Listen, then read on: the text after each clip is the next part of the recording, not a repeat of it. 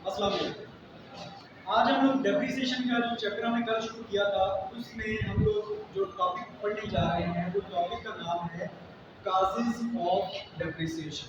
क्या टॉपिक है? Causes of depreciation, यानी कि डेप्रिसिएशन होती क्यों, ये जो एसेट की वैल्यू में कमी हो रही है ये होती क्यों, इसकी वजूहात क्या, रीजंस क्या। तो इसकी दो किस्म की रीजन, कितनी किस्म की? दो किस्म की रीजंस हैं। वो दो किस्म की रीजंस हम लोग पहले देखते हैं। कौन कौन से?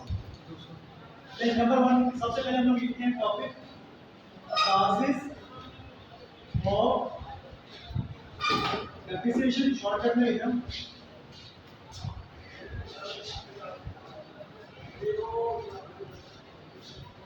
काजेस ऑफ डेप्रिसिएशन, ये जो वैल्यू में कमी होती है। हमने फर्नीचर खरीदा है फर्ज करें, तो 4 साल बाद फर्नीचर उतने का क्यों नहीं रहा भाई? हमने 4 साल पहले जब ये खरीदा था तो 10,000 का था, 4 साल बाद अब इसकी वैल्यू 10,000 नहीं रही, अब ये 4,000 का रहेगा। ये जो वैल्यू में कमी होती है ये होती क्यों? ये जो वैल्यू में कमी है इसका नाम क्या? डेप्रिसिएशन। अब हम इसका नाम डेप्रिसिएशन बोला जाता है, ठीक है। अब ये हम बात समझने जा रहे हैं कि ये जो डेप्रिसिएशन होती है ये होती क्यों, इसकी वजूहात है। तो इसकी वजूहात हैं दो तरह की। नंबर वन, कुछ है इसकी इंटरनल काजेस। क्या कहती है? Internal causes, internal causes. दूसरी कौन सी होगी? External. Number two, external causes. Internal मतलब अंदरूनी और एक्सटर्नल मतलब नेचुरल, ठीक है। अब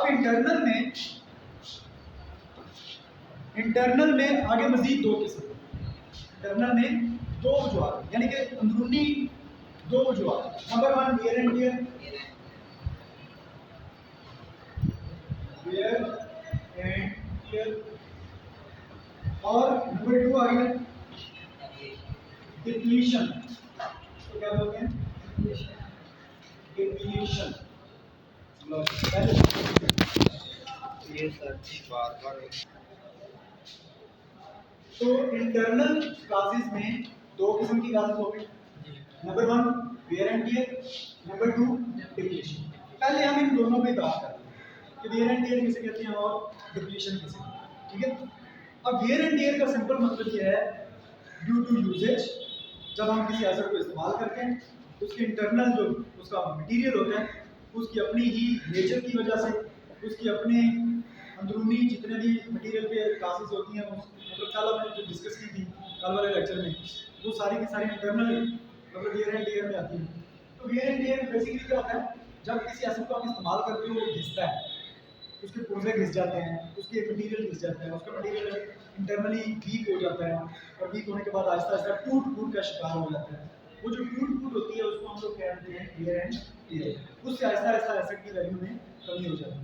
डिप्लीशन इसका क्या मतलब है? डिप्लीशन का मतलब क्या है? अच्छा, ये जो वियर एंड टियर है इसका ताल्लुक है फिक्स्ड एसेट्स के साथ, फिक्स्ड एसेट्स, ठीक है। जो भी हम मशीनरी कह रहे हैं, बिल्डिंग कह रहे हैं, फर्नीचर कह रहे हैं, ये सारे फिक्स एसेट। अच्छा, ये जो डिप्लीशन है, डिप्लीशन का मतलब क्या है और इसका ताल्लुक कौन से एसेट के साथ, ये ध्यान से समझिएगा। डिप्लीशन का मतलब है वैल्यू में कमी होना due to production units of production cash. जब आप किसी एसेट को उससे आप यूनिट्स प्रोड्यूस करवाते हो, उससे आप चीज़ें लेते रहते हो, यूनिट्स निकालते रहते हो, लेते रहते हो, आहिस्ता आहिस्ता उस एसेट में कमी होती है। अच्छा, इसका ताल्लुक जो है वो नेचुरल एसेट्स के साथ है। कौन से एसेट?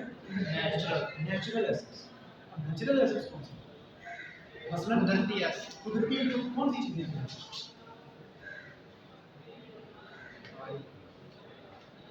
ऑयल वेल होता है, तेल का कुआं, सऊदी अरब से निकलता है तेल, एशिया से निकलता है, नागा में निकलता है, पाकिस्तान में निकलता है, यूएई में, कतर में, मतलब मुख्तलिफ मुल्कों से जो तेल के कुएं निकलते हैं। जो तेल का कुआं है ये क्या है? नेचुरल जंगल, कुदरती जंगल, छांगामांगा वाला नहीं, छांगामांगा वाला कश्मीर, ठीक है। अच्छा, कुदरती जंगल वो क्या है? Natural assets.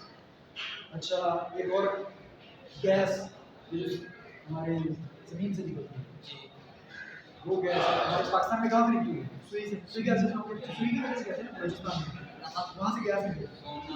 नमक, सोना, गोल्ड, जमीन से निकलता है। इनकी कानें होती हैं, कोयले की कान होती है, ठीक है, लोहे की कान होती है। ये जो हैं सारे क्या हैं? Natural assets. तो जब किसी नेचुरल एसेट में से आप यूनिट्स ऑफ प्रोडक्शन लेते जाओगे, कोयले की कान में से कोयला निकालते जाओगे, निकालते जाओगे, निकालते जाओगे, तो क्या होगा? एक दिन आएगा वो बिल्कुल जीरो हो जाएगा, खत्म हो जाएगा। जंगल को अगर आप काटते जाओगे, लकड़ी निकालते जाओगे, तो एक दिन वो खत्म हो जाएगा। कमी हो रही है, वैल्यू में कमी हो रही है।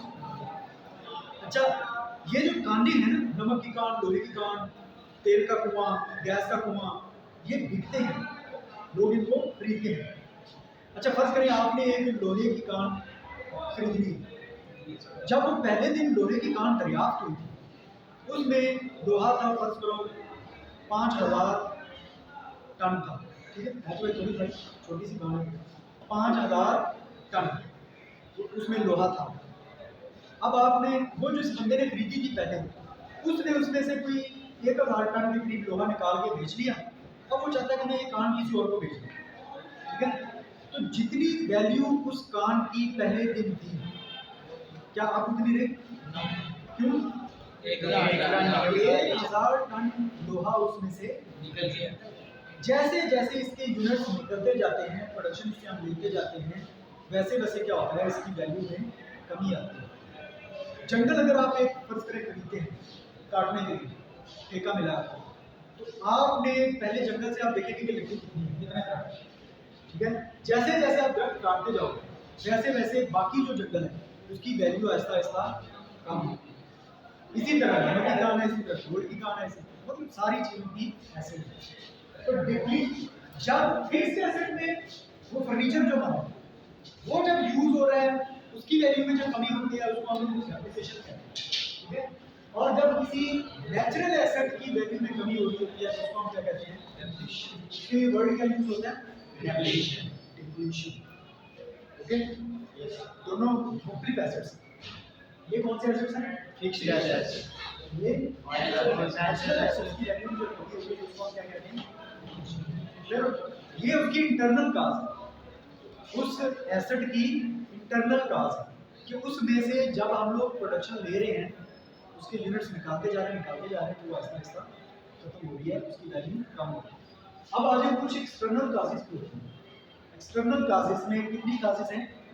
तीन काजेस, यानी कि जो एसेट के अंदर से नहीं बल्कि एसेट से बाहर से कुछ चीज़ें इफेक्ट कर रही होती हैं एसेट को, और वो उसकी वैल्यू को कम कर रही है, वो कहलाती हैं एक्सटर्नल काजेस। वो तीन है। नंबर 1 ऑब्सोलेंस, पेज नंबर मिल गया? Obsolescence page number 218, 218 page. Number 1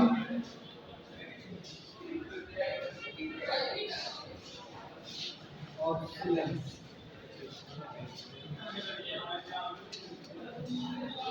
obsolescence में ये होता है, इसको कहते हैं आउटडेटेड हो जाना। इसको क्या कहते हैं? आउटडेटेड। किसी एसेट का आउटडेटेड हो जाना, एक्सपायर नहीं होना, आउटडेटेड हो जाना, मतलब कि पुराना मॉडल हो जाए, मॉडल का पुराना हो जाए, उसको हम क्या कहते हैं? आउटडेटेड हो जाए।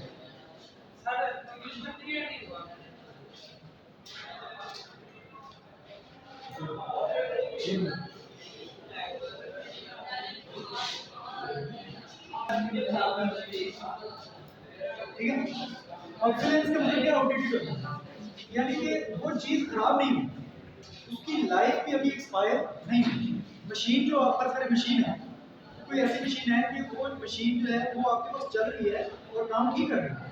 आप जो उससे प्रोडक्शन ले रहे हो, जूते बना रहे हो या बोतलें बना रहे हो या लोहे की कोई चीज़ बना रहे हो, वो मशीन बिल्कुल ठीक चल रही है, कोई मसला नहीं है। लेकिन प्रॉब्लम ये क्या हुआ है कि उससे बेहतर मशीन मार्केट में आ चुकी है, उससे अच्छी मशीन मार्केट में आ चुकी है, और वो जो मशीन नहीं आई है वो सस्ती भी है, वो इस मशीन से ज़्यादा अच्छा काम करती है, अच्छे यूनिट्स बनाती है, जूते बनाती है तो बड़ी अच्छी फिनिशिंग आ रही है उसकी।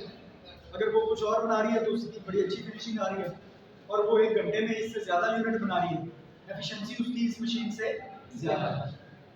मतलब उसके कुछ बेनिफिट्स, कुछ ऐसे फीचर्स आ गए हैं नई मशीन में जो पुरानी मशीन में नहीं।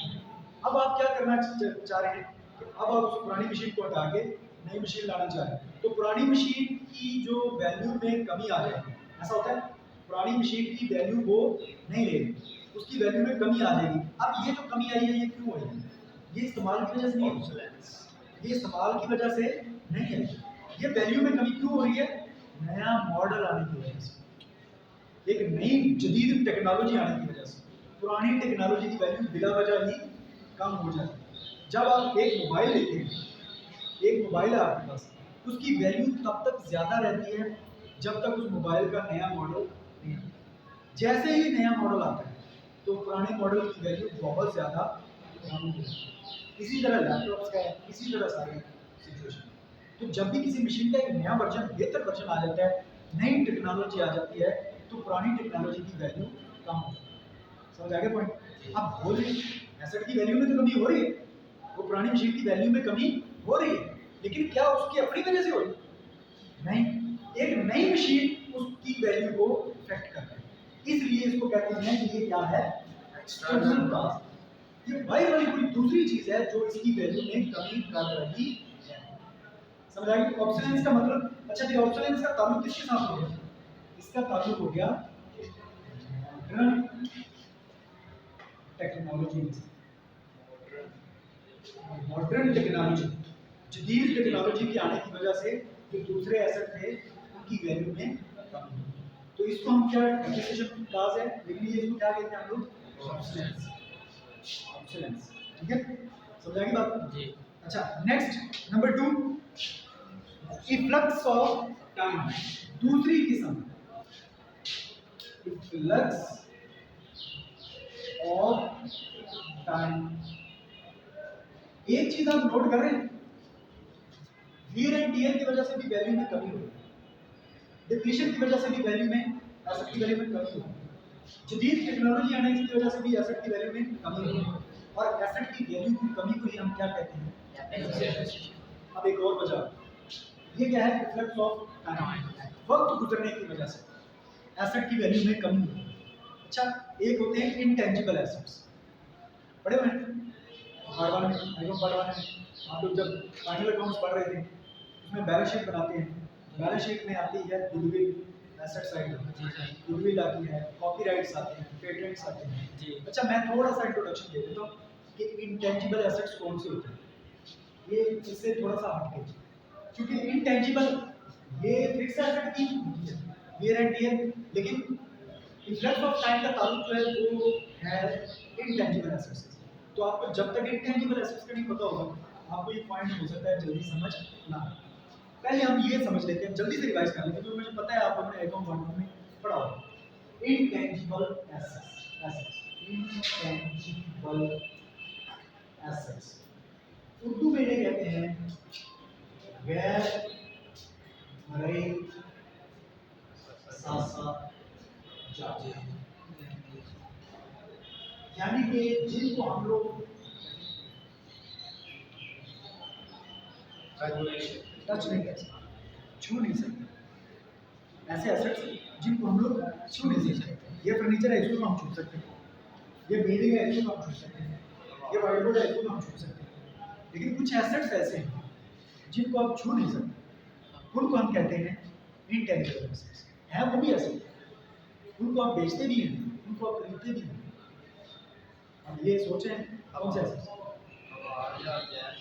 हवा हमारा एसेट है, इनमें पहली चीज है गुडविल, शोहरत, अच्छी शोहरत, नेक नामी। ये क्या है? नेक नामी को छू सकते हैं आप? ये आपने ये नेक नामी बड़ी बुलाई, ये बड़ी खूबसूरत सी, नेक नामी को आप छू नहीं सकते।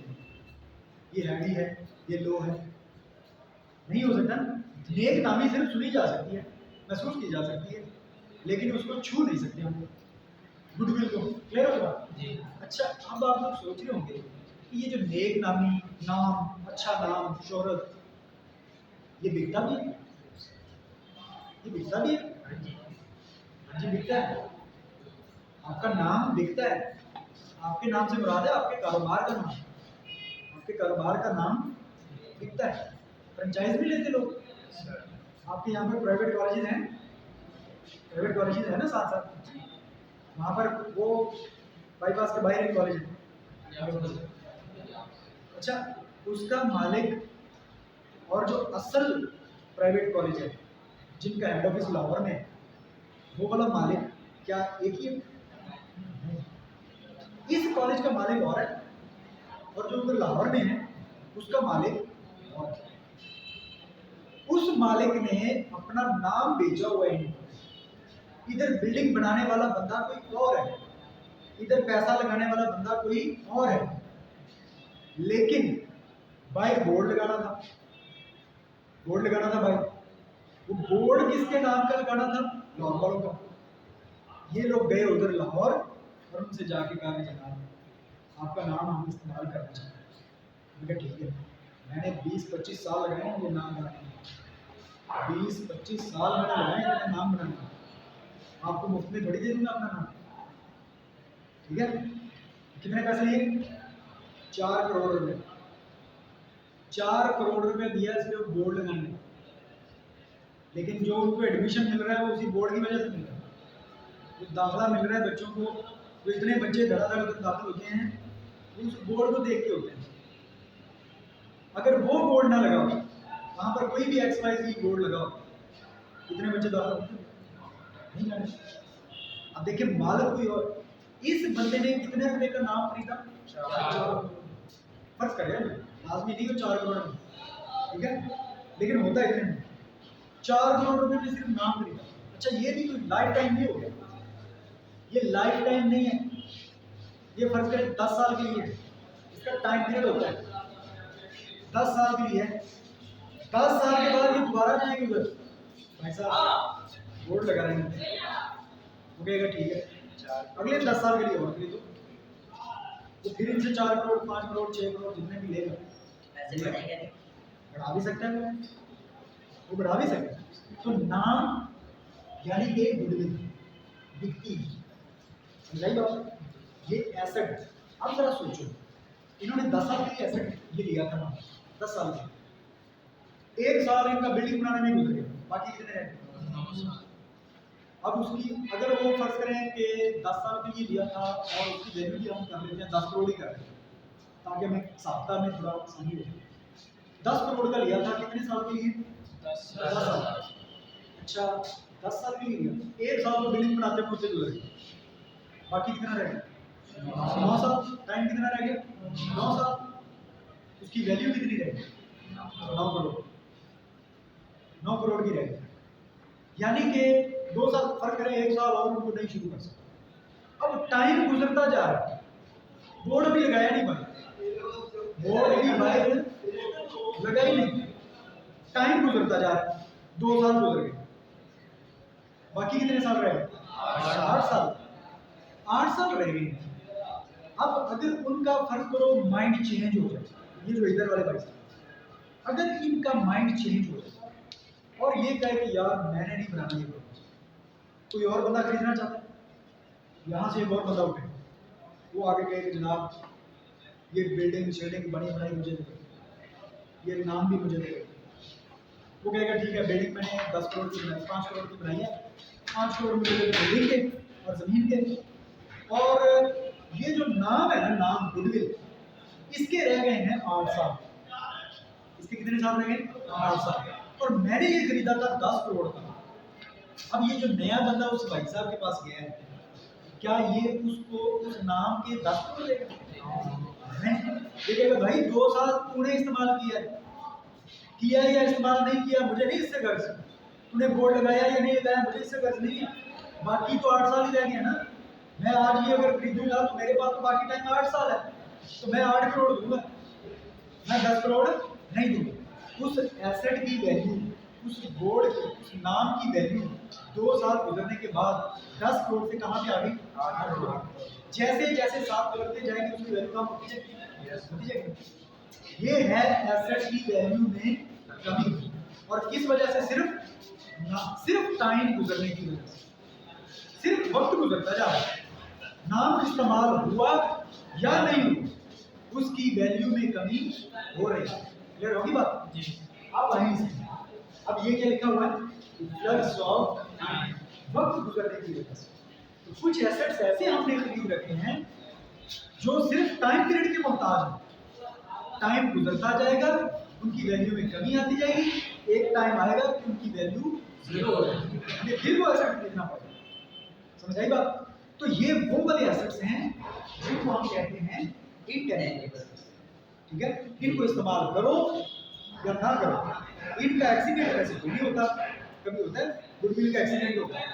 नहीं होता। इनका कोई एक्सीडेंट नहीं होता, इनका कोई ये कोई आउटडेटेड नहीं होते, इनका कोई और मसला नहीं होता। सिर्फ क्या होता है, इनका टाइम पीरियड होता है, और वो टाइम पीरियड जैसे जैसे खत्म होता जाता है वैसे वैसे इनकी वैल्यू में कमी आती है। इसी तरह कॉपीराइट्स होते हैं, कॉपीराइट्स, कॉपीराइट्स। इसी तरह पेटेंट राइट्स होते हैं, पेटेंट राइट्स। अच्छा ये देखना, ये राइट्स, ये भी क्या है? राइट्स। ठीक है, कॉपीराइट्स, पेटेंट राइट्स, गुडविल और भी हैं, बस इतना ही काफी है। ये इन पे बात करें। कॉपीराइट्स क्या होता है? ये बुक है ना, बुक, ये अगर सोहेल अफजल ने लिखी है तो मैं अगर इसी बुक को अपने नाम से छापूं, ये कॉपीराइट होगी, छाप सकता हूँ? नहीं छाप सकता। वो फौरन मेरे नाम पे केस कर देंगे, मुझे जुर्माना भी हो सकता है, जेल भी हो सकती है, कानून के मुताबिक जो है वो होगा। ठीक है, क्यों ऐसा है? ये हो सकता है, ये पॉसिबल नहीं है कि सोहेल अफजल ने किसी और की बुक के ऊपर अपना नाम लिखवा लिया, या आरिफ चौधरी ने अपनी किसी और की बुक में नाम लिखवा लिया। ऐसा होता है? नहीं हो सकता। क्यों नहीं हो सकता? जब आप कोई चीज अपनी लिखते हो, अपनी जाती लिखते हो, कोई बुक लिखो, कोई नॉवल लिखो, कुछ भी लिखो, जब कोई आप राइट करते हो, लिखते हो, तो आप उसको गवर्नमेंट के पास अपने नाम से रजिस्टर्ड करवा लेते हो। ठीक है, लिखी हुई चीज को, यानी कि कॉपीराइट्स का ताल्लुक किसके साथ है? रिटन मटेरियल के साथ, लिखी हुई चीज के साथ। बुक लिखी है, नॉवल लिखा है, कुछ भी लिखा है, नज़म लिखी है, कोई आपने गजल लिखी है, कोई आपने नात लिखी है, कोई हमद लिखी है, कुछ भी लिखी, उसको आप अपने नाम से रजिस्टर्ड करो गवर्नमेंट के पास, तो गवर्नमेंट आपको एक पेज दे देगी कॉपीराइट्स के नाम से। ठीक है, वो राइट्स आपके पास है। जहां भी वो बुक पढ़ाई जाएगी, जहां भी वो नॉवल पढ़ा जाएगा, जहां भी वो नात, हमद, गजल जो कुछ भी है वो पढ़ा जाएगा, उसमें बताया जाएगा कि ये फलां बंदे का, उसको अपने नाम से कोई नहीं आगे चालू कर सकता। समझ आ गई बात? वो आपके पास होगा।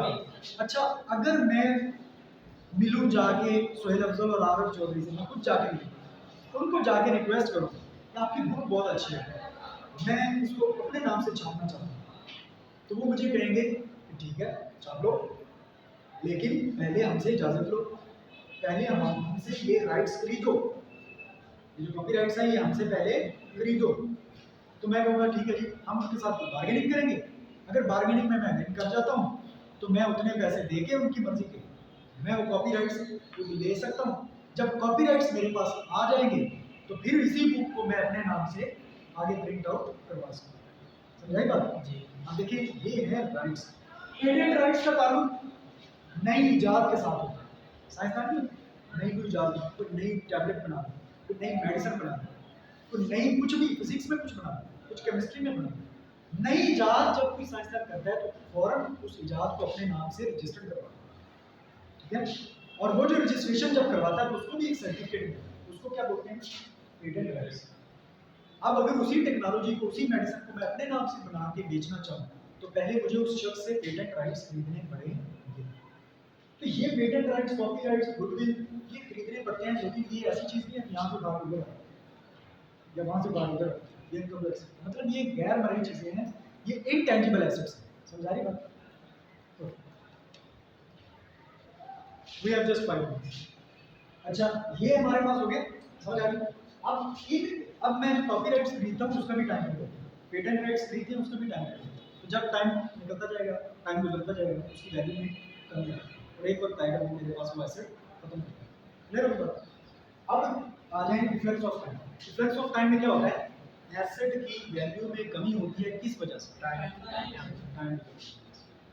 जैसे जैसे टाइम गुजरता है वैसे। क्लियर हो गया? अब आ गया समझ डिफरेंस ऑफ टाइम।